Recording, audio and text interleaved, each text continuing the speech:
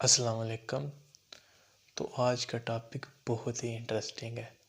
तो आज की वीडियो को लाजमी एंड तक देखिएगा, क्योंकि जो मैं आज बताने जा रहा हूँ आई एम श्योर वो 70 से 80% स्टूडेंट को इसका नहीं पता।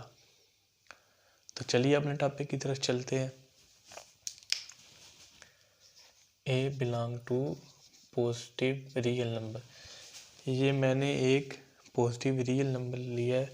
अब जब इसका हम स्क्वायर रूट लेते हैं तो हमारे पास जब जो आंसर आता है वो आता है अंडर रूट ए और साथ प्लस माइनस आता है। तो जो मेरा आज का टॉपिक है वो यही है कि ये जो प्लस माइनस साइन आता है जब हम किसी भी नंबर का स्क्वायर रूट लेते हैं, ये जो प्लस माइनस साइन आता है इसका मतलब क्या है और ये क्यों लेते हैं हम, ये कैसे आ जाता है। सबसे पहले देखते हैं कि इसका मतलब क्या है।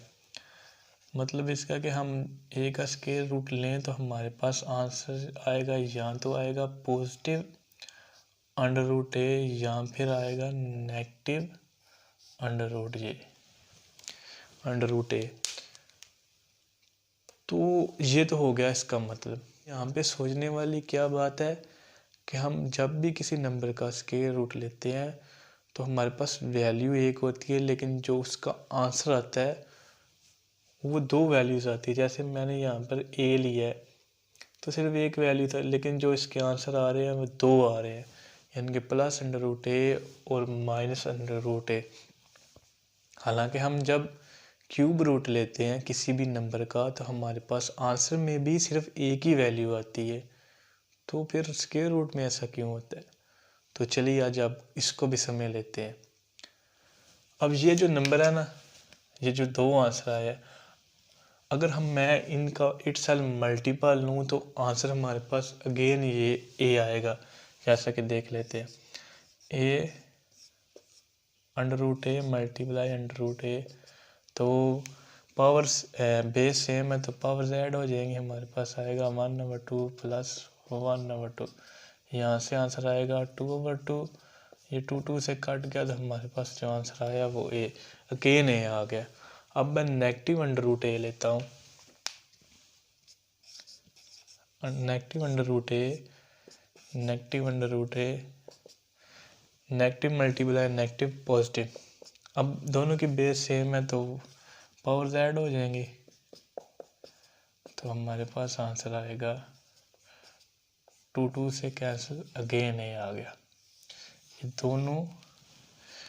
दोनों के मल्टीपल से हमारे पास अगेन ए आया जिसका मैंने स्क्वायर रूट लिया। अब यहाँ से हमें क्या पता चला कि हम एग्जैक्टली नहीं बता सकते कि इस रियल पॉजिटिव रियल नंबर का square root plus under root a है या नेगेटिव अंडर रूट ए है। यानी कि एग्जैक्टली हम एक आंसर नहीं बता सकते क्योंकि दोनों ही आंसर दुरुस्त है। तो इसी वजह से मैंने इसके साथ प्लस माइनस का साइन लगाया, क्योंकि एग्जैक्टली मैं नहीं बता सकता। अब इसके दो आंसर है, इसका प्लस अंडर रूट ए भी आ सकता है और माइनस अंडर रूट ए भी आ सकता है। तो इसी वजह से हम जब भी किसी नंबर का स्क्वायर रूट लेते हैं तो हम उसके साथ प्लस माइनस का साइन लगा देते हैं, क्योंकि हम एग्जैक्टली नहीं बता सकते कि उसका आंसर प्लस वाली टर्म आ रही है या नेगेटिव वाली टर्म आ रही है। अब इसको मज़ीद क्लियर करने के लिए एक छोटी सी एग्जांपल से समझ लेते हैं।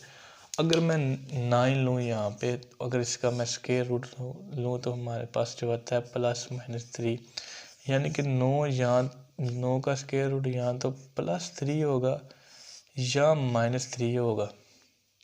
यानी कि एग्जैक्टली मैं नहीं बता सकता कि इसका आंसर +3 आएगा या -3 आएगा। इस वजह से साथ हम प्लस माइनस साइन लगा देते हैं कि इन दोनों में से कोई एक होगा, इससे बाहर नहीं होगा लेकिन इन दोनों में होगा। एग्जैक्टली मैं नहीं बता सकता कि क्या इसका +3 है या -3 है, लेकिन कुछ केसेस ऐसे होते हैं उसमें हम बाय डिफ़ॉल्ट पॉजिटिव वैल्यू ही लेते हैं। यानी कि कुछ केसेस ऐसे होते हैं कि हम वहाँ पे स्क्वायर रूट लें तो हम सिर्फ पॉजिटिव वैल्यू लेते हैं। तो वो क्यों लेते हैं, तो चलिए वो भी देख लेते हैं। अगर यहाँ पे मैं लूँ एक इक्वेशन 3 टी का स्केयर इज इक्वल टू 9। तो यहाँ पे मैंने मालूम क्या करना, टाइम हो गया टी। अब जब टी हम कैसे मालूम करेंगे, हम बोथ साइड अंडर रूट लेंगे, स्केयर रूट।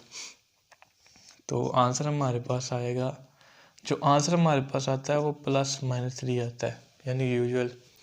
लेकिन यहाँ पे हम सिर्फ +3 लेंगे, हम नेगेटिव को निगलेक्ट कर देंगे। वो क्यों? क्योंकि टाइम हमेशा ही पॉजिटिव होता है। तो इस वजह से हम कुछ केसेस में नेगेटिव वैल्यू को निगलेक्ट कर देते हैं।